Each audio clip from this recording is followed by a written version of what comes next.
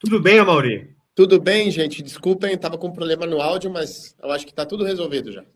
Tudo resolvido. Vamos começar, Amaury. Vou trazer a Por notícia aqui favor. e aí você já comenta, que é a vitória do Rodrigo Paes, candidato de centro-direita, né, que venceu lá na Bolívia, pela primeira vez através de eleições, né, tirando o caso ali da Janine Áñez, a direita de volta ao poder na presidência da Bolívia. Eu sei que morou lá. Poderia comentar um pouco para a gente qual que é o cenário, o que a gente pode esperar dos nossos vizinhos aqui da Bolívia. Bom, o Paes ele ganha com o voto do MAS, né? Ele consegue, apesar de ser um candidato de centro-direita, ele conseguiu se conectar com esses setores insatisfeitos com a barbaridade cometida pelo MAS, pelo Evo, né? De tentar implodir, digamos, né? Eu prefiro perder o partido, perder o país e entregar para a direita do que eu não ser o candidato, né? E é o que aconteceu, e infelizmente a direita volta ao poder, porém o Paz ele é um candidato de centro-direita não tão, como os argentinos falam, não tão gorila, né? Ou seja, não um cara tão agressivo, tão neoliberal como é o caso do Quiroga. Inclusive o discurso do Paz era para tentar cooptar essa classe média indígena gerada pelo governo do Evo Morales e do Luiz Arce, que nesse momento ficou órfão de uma possibilidade à esquerda. E aí foi nisso que ele construiu sua candidatura, né? Ele tem um discurso, aquele que ele fala do capitalismo para todos, né? Alguns falam do capitalismo humano, que não existe, né? Mas, de certa forma, ele permitiu dar uma opção não tão agressiva, não tão persecutória, não tão privatizadora e não tão entregue ao FMI como era o caso do Quiroga. Então, a sociedade boliviana optou pelo menos pior.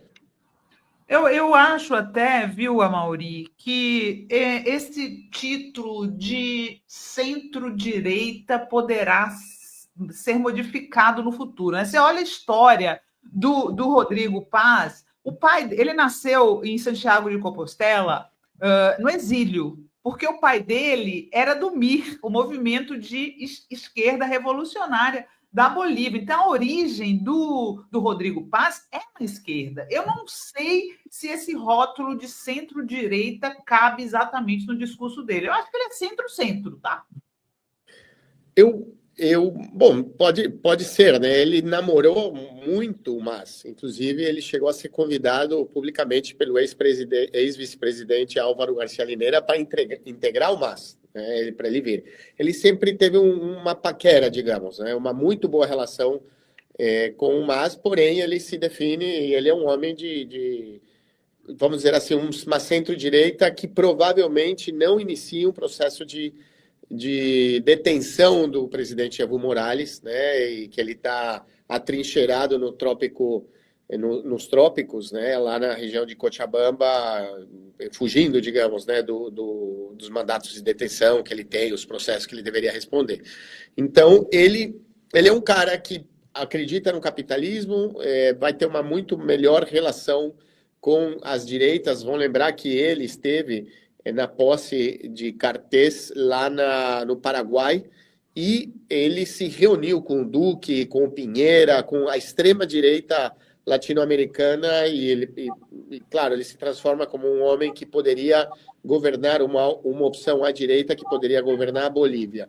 Porém, o seu discurso ele não apresenta uma radicalidade como era o caso do Quiroga, né? Ele não fala em privatizar todos os recursos naturais, ele não fala em fazer uma grande dívida com o FMI para poder recuperar a economia boliviana como o próprio Quiroga fazia. Então, eu acho que ele é um homem que permitiu tirar um voto de centro não radical, ou seja, o voto anti-Evo se encontra com o voto do Evo, que é mais simpatizante, mas não militante, né? Ele consegue cooptar aquele voto anti-extremismo, direita neoliberal, que poderia, eu posso estar insatisfeito com o governo do Luiz Arce, é um absurdo o que aconteceu, o que o Evo Morales também fez, porém, eu não votaria pela extrema-direita. Então, o PAS se transformou numa opção natural, e isso foi uma grande vantagem que ele teve. Então, sua postura, seu discurso era um pouco mais renovador, apesar dele vir de uma família de dois presidentes da República, né? ele, de certa forma, se mostra assim como uma certa renovação. Ele tem um arzinho de outsider, digamos, apesar de ele ter um histórico de político, de ter sido parlamentar, ter sido congressista, ter sido prefeito, inclusive.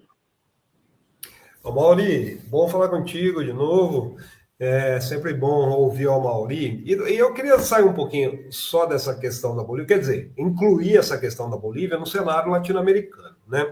Hoje, mais cedo, Lula, na entrega das cartas credenciais aos embaixadores, ele falou da preocupação que tem com a paz na América do Sul, principalmente diante desses achaques do Trump. Eu vou até colocar o vídeo, é curtinho, para a gente ouvir o Lula aqui, e daí eu queria que você analisasse esse contexto. Onde é que entra o Rodrigo Paz nesse cenário? A gente tem lá o Maduro, tem o Lula aqui, mas a gente já tem uma Constituição aí com o Milei na Argentina, né, que o continente acaba ficando um pouco dividido, né, e diante desse achaque aí por petróleo do Trump.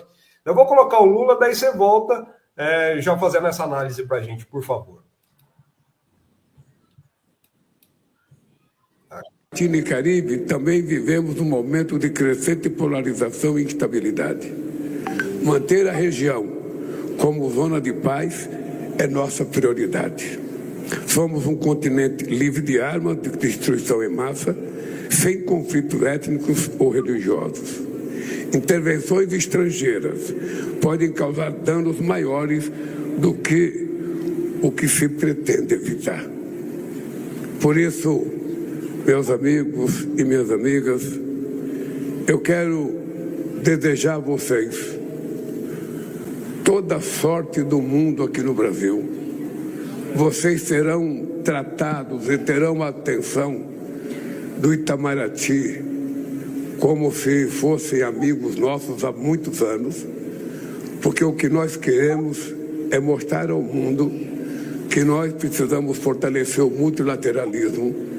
E o multilateralismo é baseado na boa relação cordial, comercial, econômica e, sobretudo, uma relação pacífica, sem ódio, sem negacionismo e sem ferir o princípio básico da democracia e dos direitos humanos. Como é que o Rodrigo Paz entra nesse cenário, principalmente sul-americano aí, hein, Mauri? Eu acho que o Rodrigo Paz não se alinha ao Milei, por exemplo, né? Essa direita extremista latino-americana do Milei, do Álvaro Uribe na Colômbia, ou da direita que derrubou o presidente Pedro Castillo no Peru. Porém, ele vai sofrer muita pressão por parte dos Estados Unidos para ele revogar, de alguma maneira, as leis que permitiram que os recursos naturais bolivianos sejam utilizados para o desenvolvimento da Bolívia, né? Vamos lembrar que há um esforço por parte do governo boliviano de estatizar. O Brasil, inclusive, sofreu perdas econômicas quando o Evo ganhou a eleição e decidiu estatizar o petróleo e o gás boliviano, e o Brasil perdeu investimentos que tinha feito naquele momento através da Petrobras. Então, eu acho que ele politicamente pode vai dar um giro mais à direita, porém, eu não acredito que ele vá romper aquela épica do plurinacionalismo boliviano, de detenção dos recursos naturais em benefício da população, porque ele sabe que os bolivianos, assim como foi durante muito tempo o Equador, o movimento indígena se organiza e ele não dura um mês na presidência da República. Lá não é que tem medo de exército, massacre. Lá o povo boliviano, as organizações de base têm um poder de mobilização imenso, né? A gente tem a Comissão Obreira da Bolívia, a gente tem os sindicatos cocalheiros, os movimentos indígenas. Então, o Paz, ele flerta com isso, ao mesmo tempo que ele é uma muito melhor opção do que você ter a presidência da República para os Estados Unidos. Porém, eu acho que ele não radicaliza nesse sentido do ponto de vista econômico, que faça com que se diminuam investimentos na área de educação, na área de saúde, e a população comece a sentir um retrocesso nesse sentido. A população vai à rua e facilmente derruba o governo do Paz, porque o Paz também não é um político tradicional que tem aquela grande mobilização. Não tem um outro político como o Evo Morales na Bolívia, né? Nem de esquerda, nem de direita, que consegue mobilizar as massas e consegue, de alguma maneira, ter um impacto na vida político-eleitoral do país. Então, o país ganha com o apoio desse setor, né? Não esse apoio explícito do Evo Morales, mas sim das bases que acabaram votando por ele. Então, eu acredito que ele vai ficar nesse meio campo tentando não tensionar com os Estados Unidos, porém não podendo romper o que já se adquiriu como direito boliviano, a utilização dos seus próprios recursos naturais e que fiquem no país. Vamos lembrar que na Bolívia teve uma guerra pela água, né? A famosa Guerra da Água, que aí o Evo Morales surge nesse momento como um grande líder, já era um líder importante do sindicato cocaleiro, porque a água na Bolívia era privatizada. Ou seja, por exemplo, eu vou num rio e eu pego uma caneca d'água e vou tomar água, eu não podia fazer isso, porque aquela água era propriedade de alguém, de uma empresa. Então, isso gerou um caos no país, gerou um enfrentamento, houve muitos mortos. Então, a Bolívia avançou nesse sentido e não vai ter retrocesso aí. Eu posso não estar de acordo com o Evo, posso não querer mais o MAS, ou o MAS já não me representa mais. Porém, retroceder aos anos 80, 90, isso eu acho muito difícil acontecer na Bolívia, e o Paz sabe que ele não teria condições de sustentar o seu governo por muito tempo se ele der um giro à direita tão radical. Pelo que eu li assim na imprensa internacional, o Rodrigo Paz ele está mais para Lacage Pou, né? Ele tem mais esse perfil de uma direita que faz falta no mundo. Vou sinceramente falar para vocês, essa direita faz falta, uma direita que é adversária, que não é inimiga, tá? E assim, particularmente, gostei da proposta dele de fazer capitalismo para os pequenos empresários, porque parece que tem muita gente na Bolívia, por causa da burocracia, que tem emprego informal, como aqui no Brasil, tá? Só que aqui no Brasil nós temos uma lei do microempreendedor e lá não tem. Então, assim, achei uma proposta interessante dele, sabe, Amaury? Não tenho, assim... Não me assusta o Rodrigo Paz Pereira. O que é importante para você governar a Bolívia, já numa era pós-Evo Morales, pós-nascimento do Estado plurinacional da Bolívia, você tem que se relacionar com os diferentes grupos que compõem essa plurinacionalidade, né? Esses povos ancestrais, porque é diferente um Quechua de um Aymara. E o trato com eles é diferente. Eles têm uma forma de fazer política muito diferente daquilo que a gente está acostumado de ver no Brasil ou em outros países, né? Os indígenas, essa cosmovisão indígena, ela é muito peculiar e é difícil de ser tratada no âmbito político se você não entender a lógica da cultura dessa plurinacionalidade boliviana. Então, o Paz, o que ele vai fazer? Ele vai tentar, de alguma forma, dar a essa classe média que nasceu dentro dos 20 anos de governo do MAS.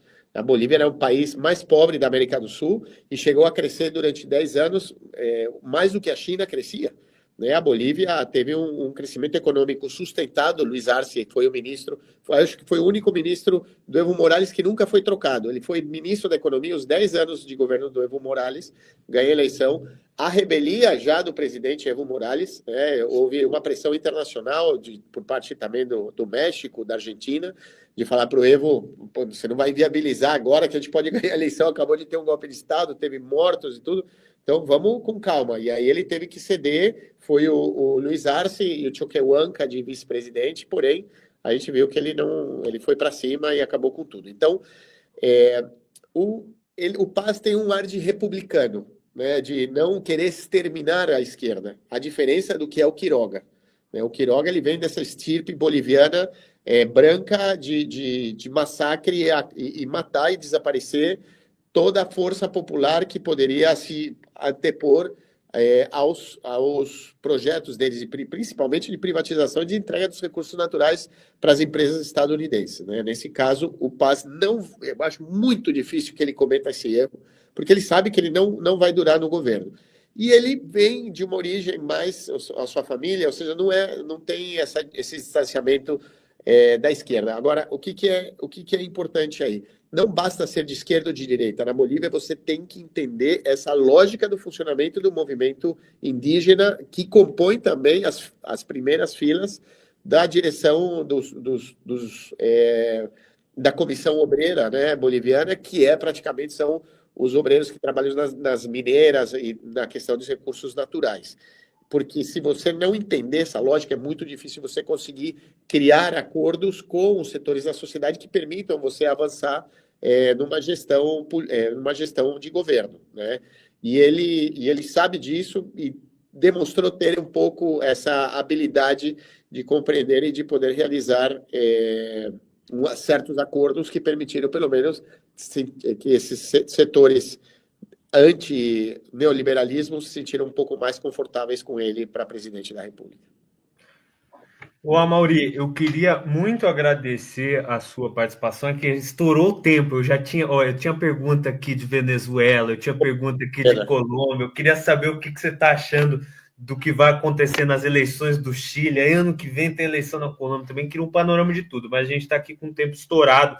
Aí você volta da próxima. Por favor, para mim será uma honra, claro que sim. Queria muito agradecer a sua presença aqui no Fórum 11h30, viu? Não, obrigado a vocês, para mim um prazer enorme e um abraço a todas e a todos que nos escutaram. E vamos seguir, porque esse mundo, essa América Latina em transe é um momento importante de entender. Tchau, Mauri, prazer. Tchau.